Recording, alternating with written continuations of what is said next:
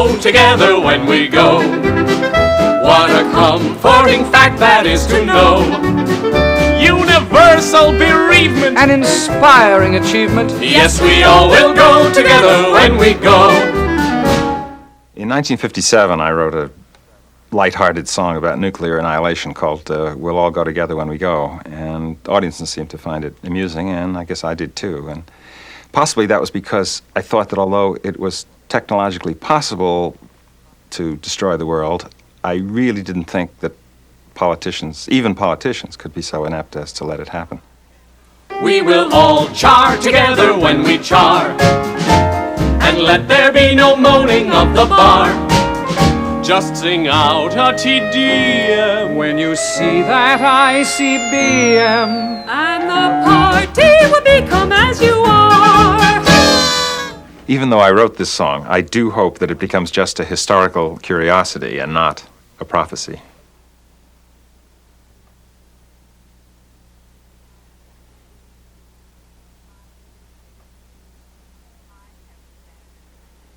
I have been a conservative Republican since I've been able to vote. Terribly conservative Republican. Very square, very cubistic about all sorts of matters.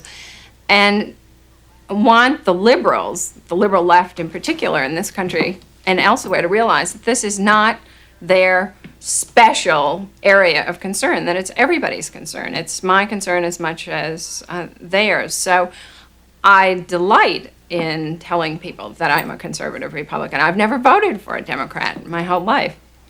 And I think that everybody has to be alert to this problem and to address it in their own special way. I travel a great deal with my husband, go to all sorts of conventions, and am often at dinner parties. So I really seize these opportunities to make people more aware of the problem. Certainly, I don't trust them much right now. You don't trust the Russians? You've been trusting them since 1949 not to drop a bomb. How can you not trust them today? You trusted them today to not end your windsurfing. And you're going to trust them to not use it tomorrow because you think tomorrow's going to happen. You have to stop being an ostrich about it, right? So what are you going to do? I talk to people on airplanes about this. I often don't sit with my husband because he already knows how I feel about this. So I sit next to some poor locked-in soul and tell him that I'm really worried about nuclear weapons. We also ski a great deal, and I always ride up the chairlift with somebody else, and we'll be dangling and say, "Oh, don't you worry about nuclear weapons." And people are sort of like, "Ah, who is this lady who has got to go to the top of the mountain with me?" And I pull out my book list and give them my book list. I stuff it into my ski parka instead of tissues. I have many ways of addressing this issue. Talk to people in elevators. Talk to people all the time in ladies' rooms. So I think one person can do a lot, and maybe it ultimately will make a difference.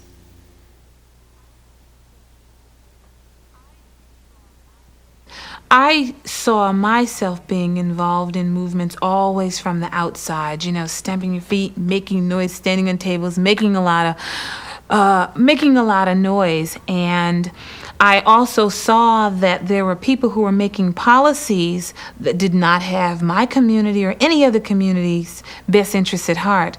And I knew I had to begin to look at how I can even affect change. And therefore I ran for school committee. The school committee can make such an impact on shaping the minds and developing the future for young people who will be future voters, who will in fact have to make decisions around defense spending, who will in fact have to determine who will make those decisions. If we do not take the time now to develop programs that really help our young people see their responsibility as future adults in shaping this world, then we're not doing our job. I see this proposal. One need only look at the history of this country to understand how change comes about. It all came through struggle. And this nuclear arms race issue will only come if people take control of the issue and make the change themselves. We will not wake up one morning and have the Pentagon say, "I'm giving all the money back. I know this is wrong." We will in fact have to demand and make the change ourselves. It will not be handed to us.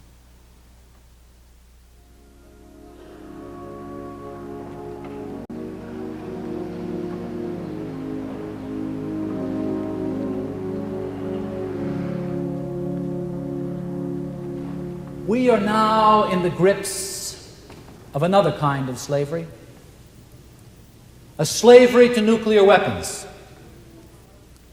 At this very moment, there is enough explosive power on one U.S. nuclear-armed submarine greater than all the bombs that were dropped during World War II, and perhaps even greater than all the bombs that were dropped in all of history.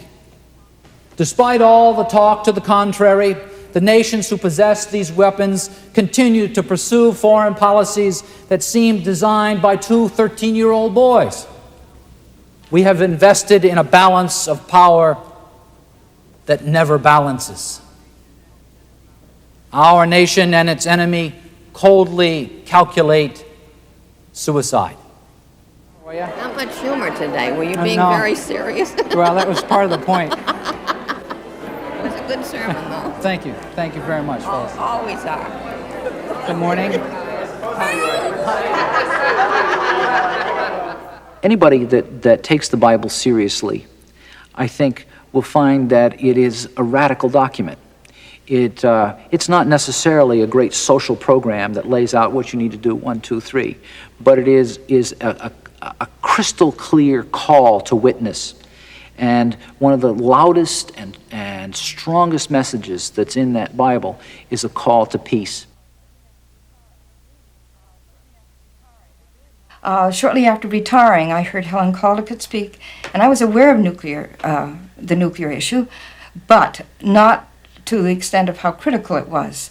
And after hearing her, I decided that all the lovely things I decided to do upon retirement would just have to go by the board, because if there's no planet here, there would be no chance of doing them. So the top priority was working for nuclear disarmament, and that's what I've been doing ever since. Hi, could I have a minute of your time? Only take a minute. We are collecting signatures across the United States of people who say that they will endorse, freeze candidates, any political candidate who's working for nuclear disarmament. And if you're in sympathy with that, we would like to have you sign there. I don't think I'm interested. You No? might be interested. Yes, I Are you? definitely am. Okay, wonderful. Would you like to sign over here? Thank you very much. All we ask that people become aware, and in becoming aware, educate themselves more so they can spread the information about what this mad nuclear race is leading us to. I don't believe I'll sign it. That's all right. Thank Okay, you. thank you very much. I have permission from Mr. Smith. We'll be here about 5 or 10 minutes. Okay, thank you very much. It bothers me sometimes that people don't care. Sometimes it feels that a few of us are working hard for a lot of people, and certainly we will continue to do so. No, that's fine. That's fine. Sign here. It takes only 5 minutes a day to write to a congressman. All you have to say in the first line, I urge you to vote against the MX. And then maybe a simple statement why you urge him to vote against, such as, it is a first strike weapon. In case letter writing is something you don't care to do, you can always telephone. Most of these congressmen have 800 numbers. It won't even cost you anything. Or you can call their, if locally, you can call their state offices, which is very inexpensive. If it means life and death, it's worth every penny. Maroulis will continue his efforts. I probably will spend my whole life and never see the end result. But if we come nearer to the end result of cutting off the production of nuclear weapons, that's all I can ask.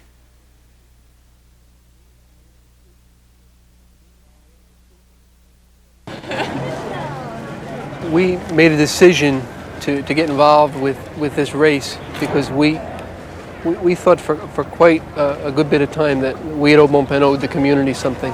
We're not going to say it's somebody else's responsibility, we're going to ignore it. I hope that same kind of position we've taken individually within our company is the kind of position we as a company can take within the community we live in and within the world we live in.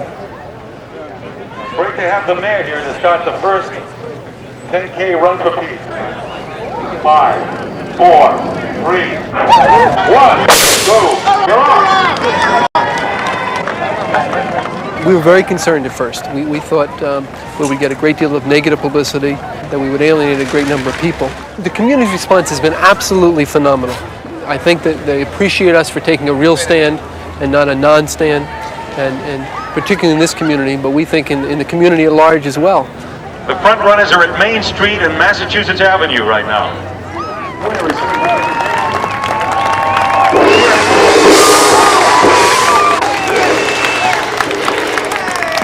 Good job.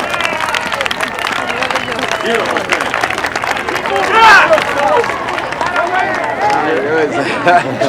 For peace. We ran it for peace and for Old Bonpan. Thank you. A good race.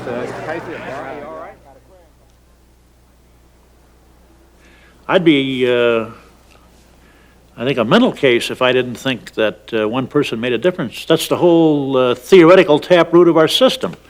One person is what makes the democracy work, because one begets two, begets four, and you have the incremental establishment of a majority. Well, one of the most enduring myths, particularly on Capitol Hill in this country, is that high levels of defense spending creates or perpetuates jobs. And nothing could be further from the truth. The exact opposite is true. The more millions we plow into it, the fewer jobs we're creating, because weaponry today is highly sophisticated. It is absolutely capital intensive, and you shovel in tons of money out of which you get very few jobs. Few scientists, technicians, engineers, jobs are created, but virtually nothing for blue collar. Blue collar has been on a downward turn for a long, long time now. And for all of the billions of dollars we invest in the armaments budget, we get very little job bang for the buck. Mobilize, educate, organize, aggravate, as I always say, is the solution in America. That's how it's done. When I first started at the yard, we were working on liquefied natural gas tankers. And this was a product that carried needed natural gas back and forth. You had a feeling when you worked on these natural gas tankers that you were making a product that was of some use to society. Now I'm building boats that are part of the Rapid Deployment Force. This is not a product that it makes me happy to work on. Instead of military products, this yard could be making alternative products that have been designed by shipyard workers, technical experts around the world. I'm a welder, and I'm also a member of the South Shore Conversion Committee. Conversion is a process where community residents, shipyard workers in this case, and management would coordinate their activities to design new products that could be built in the facility. We've raised at union meetings, we've put out flyers and leaflets into the yard, all on the idea of workers participating in developing new products that would be peacefully oriented. Myself and the committee I work with doesn't take the view that necessarily that all military spending is bad, but we do think that it's excessive, and it fuels an arms race which is leading to war and not to greater security. So sure, I would much rather be working on one of these energy ships or railroad cars or bridge spans than this current Navy contract, but I don't have that choice, and I'm trying to create the choice.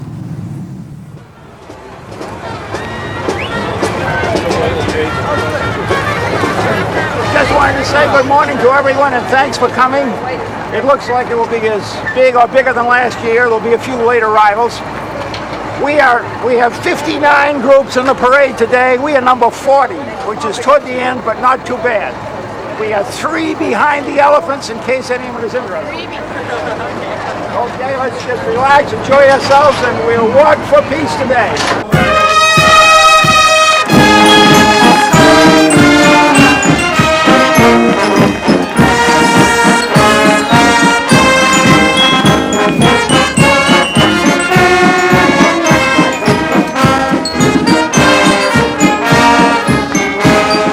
The 4th of July parade is one of the highlights of our group's activities. We started marching in 1981 with only 9 people. At that time it was controversial. The town just a few miles away banned the peace group from marching, but our town committee said, go ahead. We started with 9 people. It doubled the next year, and from then on it's increased steadily. Now we have about 100 people. It's really wonderful to see people applaud us, especially when we go through the center of town. Now approaching the viewing stand, you've seen them all before many times, many places. Each year the group gets larger and larger. This year with a new name, the Natick Nuclear Freeze Committee is now the Natick Peace Council. Welcome, Peace Council. When we march, we are not alone. We see ourselves as part of our country's history. We're connected to people around the world who are taking a stand for peace. We believe that peace is patriotic, and we can't think of a better way to show it than to be in our town's 4th of July parade.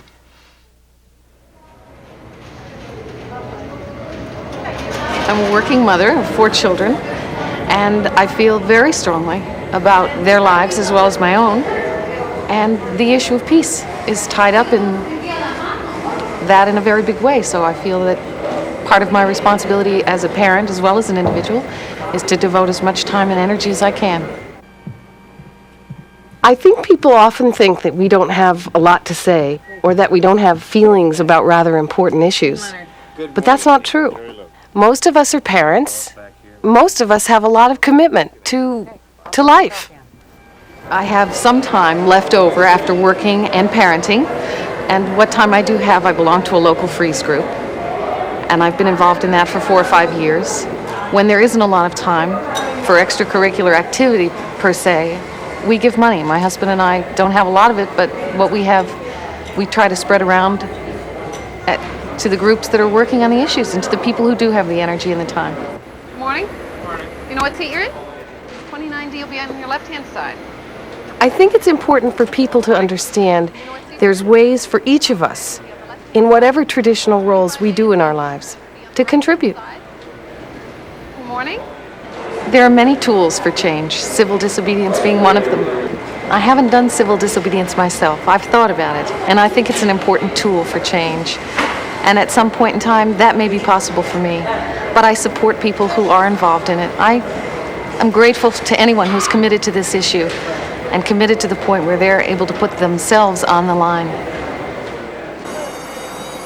I absolutely feel that one person can make a difference. I don't think I'd use my energy if I didn't feel so strongly about that. People are being concerned, and it's the little efforts, not the grand scale ones, that are making a difference.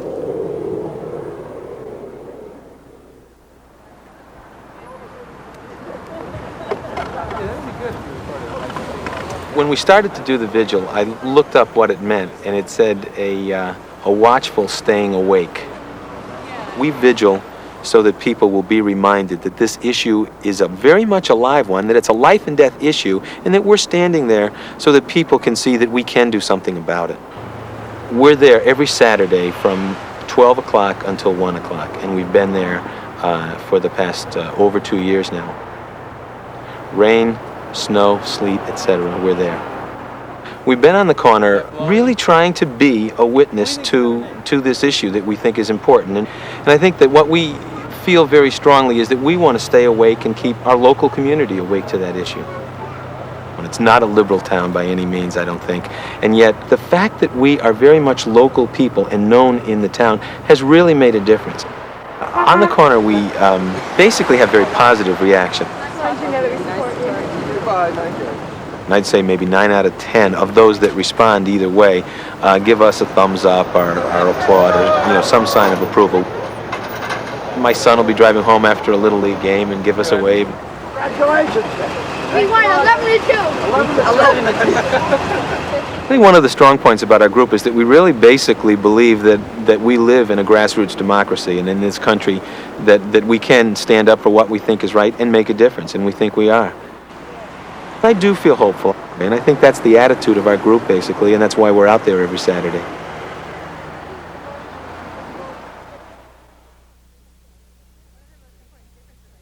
One of the most important differences I think we can make is to educate our parents, because our parents are the people right now who have a vote. And one of the ways that I do that is by just leaving books around that I've been reading, and then I say, hey, Mom, did you happen to pick up that book? And did you think it was interesting? Or else I sit down at the dinner table and I spurt out a fact, and just say, did you know that if we have a nuclear war, this will happen? And I think parents really will listen to us because our fears are important to them, and that's, they need to help us deal with our fears. Is that the last one? I started reading a lot about nuclear war, and I just got really, really scared. And so I thought that I really should do something about it. And this chapter started at our school, a STOP chapter, which is Students and Teachers Organized to Prevent Nuclear War.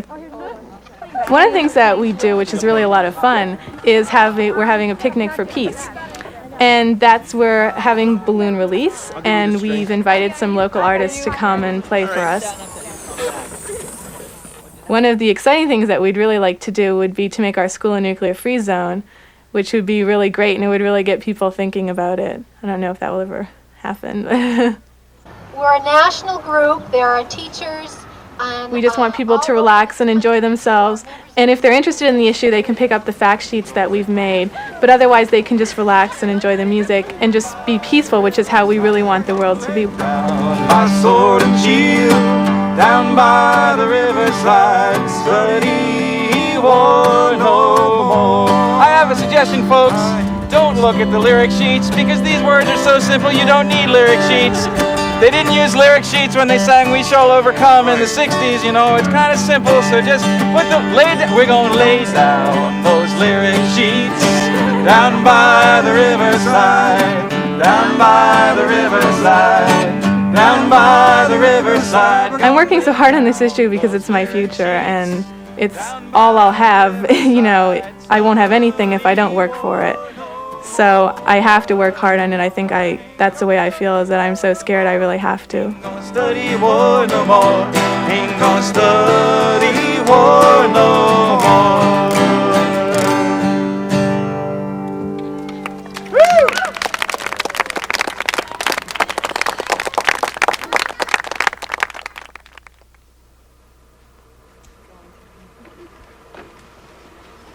Hi, Joe. How are you? Hi, how are you? We thought it was important to meet with Representative Conti. We're from a small town. We've heard that Conti is very receptive to meeting with his constituents. Well, it's good to have you here Saturday afternoon. He's been very supportive of these issues, but I think the direct contact is important. We have a great concern about the arms race, and we just want to encourage you to continue voting along the lines that you have been. And we also have some questions and wanted to share some concerns with you. I'll go ahead. Who's first? I'm a home economics teacher at high school and junior high school. I'm a homemaker and a mother and a grandmother. I'm Sam Smith, and I'm a farmer in Williamstown.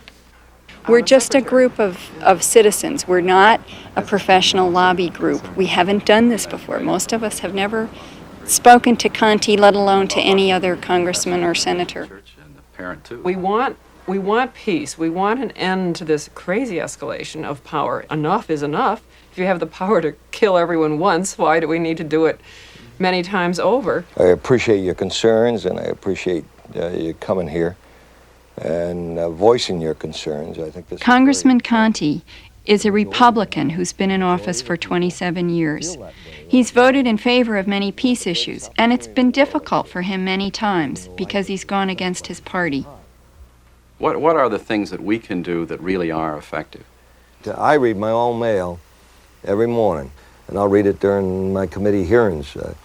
And that really has, I think, a tremendous impact. I've heard more and more congressmen say, what are you worried about this issue? Well, I haven't gotten 2 letters on it. Mm-hmm. And they use that, and they fall back on that. Let me say again how pleased I am that you're here, and how much I've enjoyed our meeting, and I hope we'll get together again in the near future. Yeah, I might like to go back. Really? Right. Because it was very accessible. And it wasn't that hard to go and to sit, and it wasn't that frightening. I think I might try it again someday. Yeah, I'm gonna ride it. Does anyone want to ride with me, or are you all set? I guess we're set. I'm a veteran of the Manhattan Project, as they say. I was a wartime participant, and I learned about nuclear weapons the way that the first people learned of it, by making one.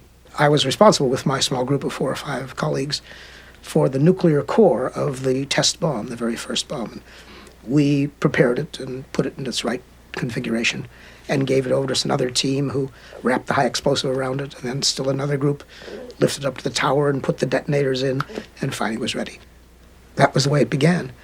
And in that knowledge and in those experiences, I think we came away with a very clear lesson, namely that we had started a dangerous road that had to be turned, we have to turn aside from that road. And ever since then, I've tried to do what a physicist can do. I've been writing and speaking ever since. I must have spoken to 1,000 groups in the last 40 years minimum, all kinds, from businessmen's clubs to academic conferences. And I write and talk steadily to this moment on the question. I don't think any other responsibility is so great. The nuclear weapons are not self-propagating. They don't fall from the sky like raindrops. They don't grow from the ground like grass. They're human decisions, part of an industrial society's decision what to do with its resources. And the moment that those resources are reallocated, that moment nuclear weapons will cease to be made, and gradually we can get rid of the ones we have, take them apart in many different ways. And so it's really a decision which is up to us. There's nothing automatic about it. Therefore, it lies in our power to do it, and I think we must begin to do it. We must begin to cut, ban, freeze, stop, reduce, whatever you want to call it. Those are the important verbs.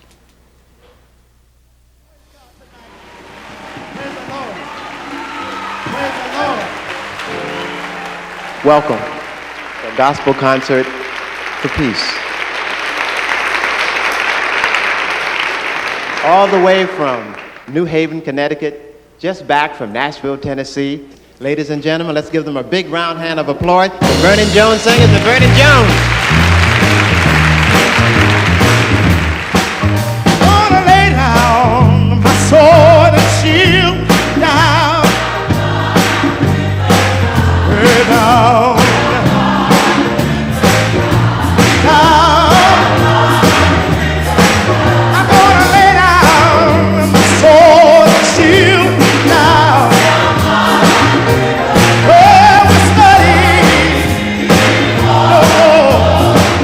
We wanted to do the gospel concert because we are concerned about the nuclear issue, and singing is our way of getting important messages across. And we are religious people, and we don't believe that we were created to destroy each other.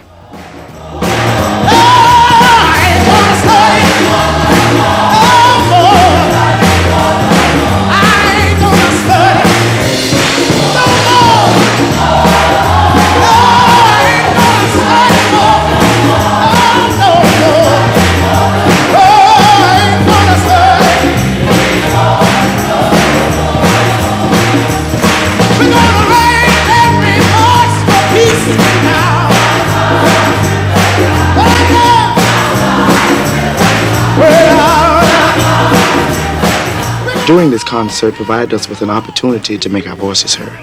We believe that one person can make a difference, and when we join together, we know that we can create a peaceful world.